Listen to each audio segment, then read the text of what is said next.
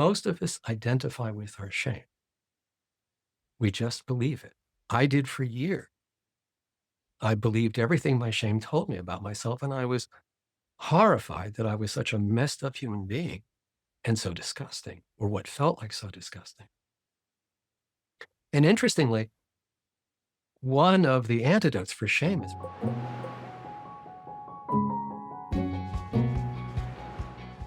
so tonight I wanted to speak about shame, and in particular, what it is and what we can do with it and about it.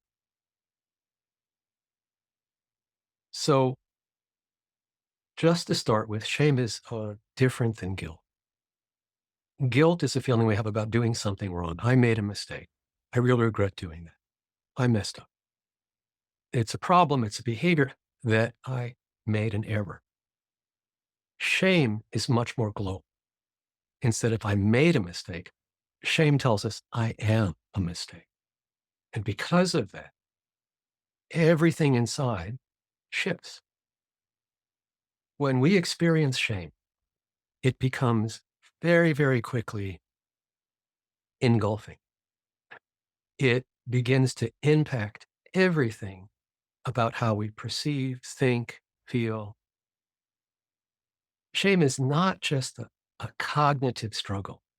It's not just in our thoughts, but it's actually expressed and experienced through posture, breath, voice, thought, and even in our ability to either connect or the deeper we are in shame, it becomes an inability to connect. Shame keeps us separate, isolated, and alone, or at least rather feeling alone. My interest in shame started initially with the extensive work I was doing with trauma survivors. So many trauma survivors were making very good progress in their healing, in their recovery from the events that they had lived through.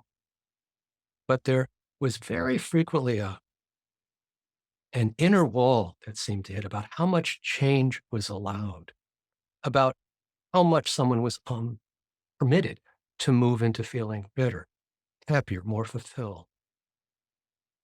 And so I began really studying that, trying to understand what was standing in the way. What I kept coming up with again and again and again is this inner experience of shame,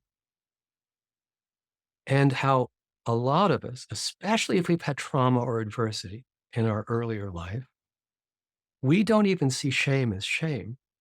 We actually see it and feel that it is the truth about us. And we do everything we can to keep it hidden, right? So shame lives in secrecy. It lives in our head. We actually are very protective about not letting anyone know about our shame because there's this fear that we'll lose relationships, we'll lose connection. And so if I'm convinced that I am just a disgusting or not good enough human being, I'm not really going to be sharing that with anyone. I'm going to be doing everything I can to act like I'm a good human being. I'm an okay human being, and I don't have any shame here. No shame to see here. And that's how we try to manage shame on the outside. On the inside, it's a very unpleasant experience. And so if you want to just try a little something with me, just to show how it's in the body, do me a favor if you can and slow. Just slow. Just let your head go forward a little bit. Let your shoulders sag. Kind of like you're just feeling hmm, bad. And notice when you're in this position, what is the quality in your body? What's the quality in your breath? Can you breathe much? It's a very internal kind of state. Now, just do a little shift and lengthen your posture. Sit up and sit up if you can, a little taller, not straining, but a little taller and with your head aligned a little bit more with your shoulders. And then just notice from this posture of uplift how it feels in the body compared to when you were just slouching. And the chat's open. Can you throw a word in or two about what you just noticed when you just did that little postural shift? And a word or two is fine.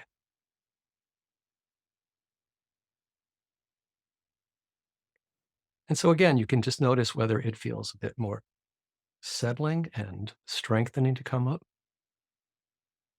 Open, defeated versus engaged, open, expansion, beautiful, more energy, ease, sad and despairing versus hopeful, great call, Jen. Aligned, restricted when slumped and open, scary, can breathe, space. I can breathe, more energy, good and bad. Constricted versus expansion, confidence. So seen versus shrinking, exactly, right? When we're in the middle of our shame, we'll do anything to be seen. Matter of fact, people talk about the idea that when I was so embarrassed and felt ashamed, I wanted to melt through the floor. I wanted to disappear. I didn't even have to walk out of the room. I just wanted to vanish because I felt so bad. Yes, more about, and again, everyone's pointing to a bodily sense of expansion versus contraction, energy versus low energy, uplift in mood versus down, sad, contracted. Now, the way to begin to work with shame is that it's to begin to pay attention to the story, well, actually, the experience of shame in the body versus the story of shame that's going on in our head. Because the story that goes on is just going to be a repeating monologue listing your faults or how you screwed up and how what you've done is irreparable.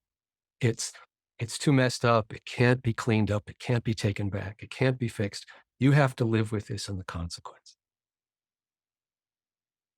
And so we struggle with this, some of us quietly and for decades and decades. Now, shame can help us feel bad about ourselves and this collapse inside, but its impact is huge because it actually limits how far I can see my future in terms of, am I allowed to succeed?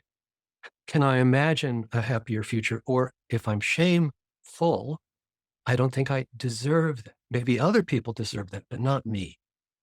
Or I'll predict maybe I'll get there, but there'll be all these problems that will come.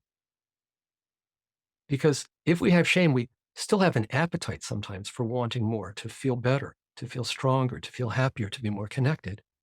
And we have this raging inner critic that keeps helping us remember all the time that there's always something we're not doing right, maybe a lot of things we're not doing right, and that we should focus on that much more than focusing on anything positive, uplifting, nourishing, that feels good. I want to dip into the nervous system just a little bit here, just to explain a little bit about some of the complexities of what we feel in our body. So there's three areas that we can source nervous system energy from. We have our high energy defenses, protective functions. They're fight, flight, and freeze. And those are in the high energy zone, also called sympathetic activation. We have a very low energy level where we can protect ourselves from. And this is referred to often as shutdown and collapse. This low energy area ranges, just like the high energy does, it ranges from tiredness and spaciness. But as you go deeper, it goes into uh, feeling blue, despair, shame, flat, numbness, dissociation, and then a bit further, feigned. So shame is pretty much in the midway place of that shutdown and collapse. When we feel shame, we start tapping into the nervous system experience that's fueled by being in that low energy area. We feel shame, we feel hopeless, we feel dark, we feel we have not an optimistic or hopeful future. We don't have confidence that we can change. We don't have energy that it can change. And matter of fact, all that we can think about are our mistakes. We can't think of successes or strengths. They're not really easily accessible when we're in that shutdown and collapse place. But we have great access to things that depress us, that make us despairing, like comparing ourselves to other people and finding we're always coming out when we're comparing on the lower end of things. The other person is better than us, smarter than us, more successful than us, whatever, and we suck. But you can also have shame mixed with some sympathy.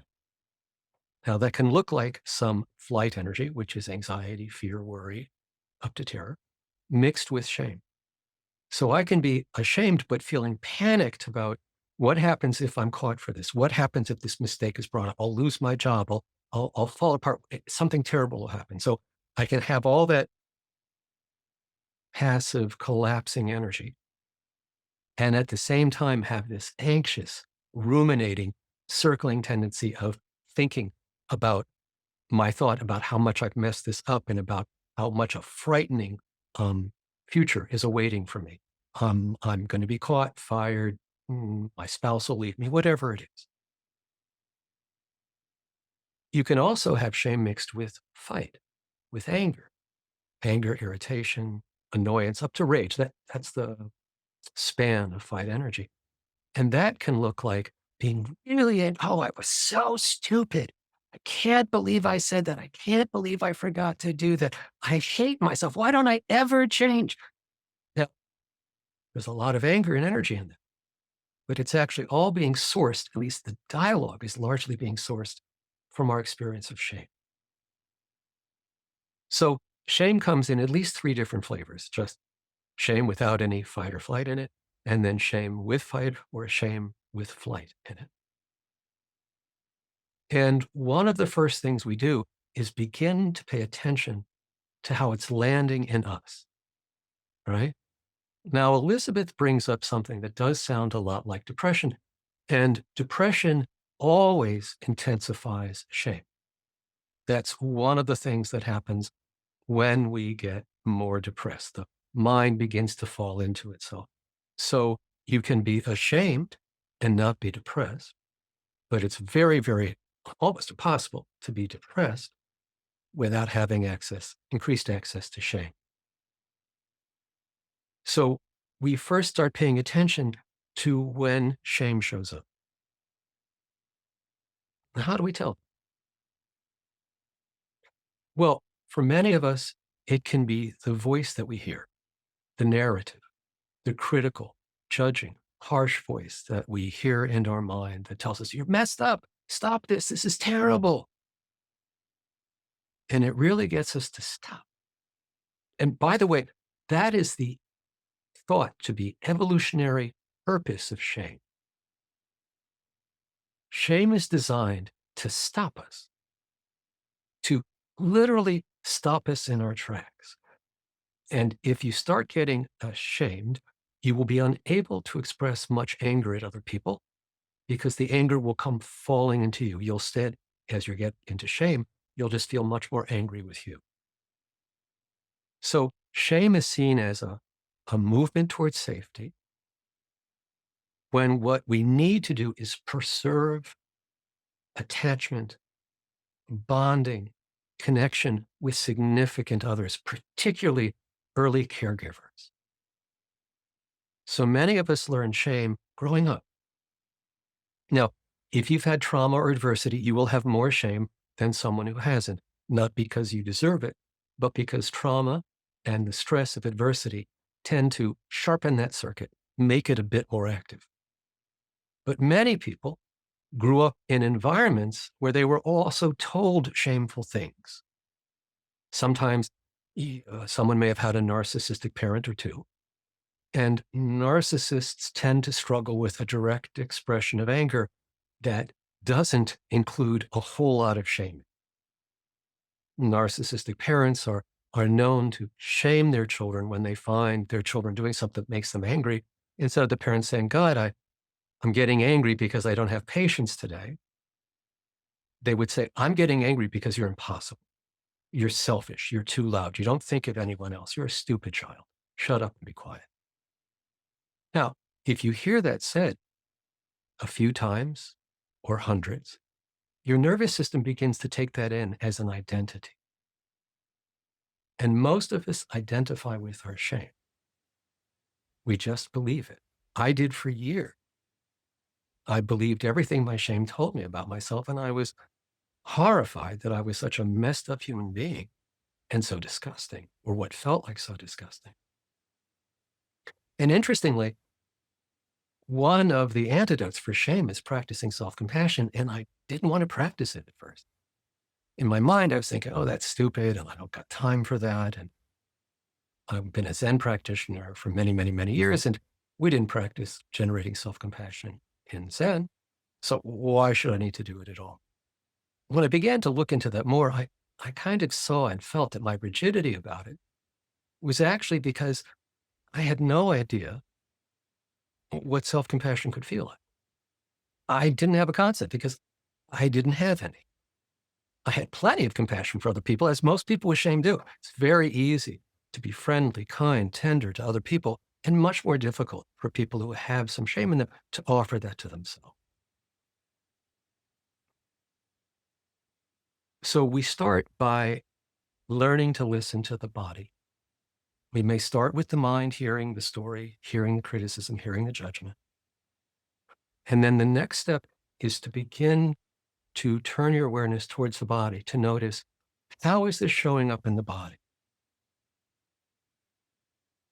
For me, it used to be this whole collapse in the body and a pulling down in my central channel. And I could feel a mix of my face wanting to disappear, like I didn't want to be seen or have eye contact with anybody. It becomes uncomfortable. Or we get more angry, or we get more anxious and afraid.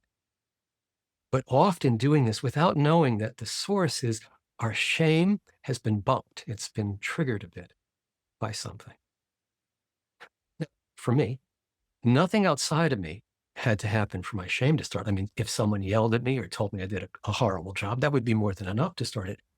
But, after you've been doing this for 10, 20, 30 years in your own mind, you're great at shaming yourself when no one else is around.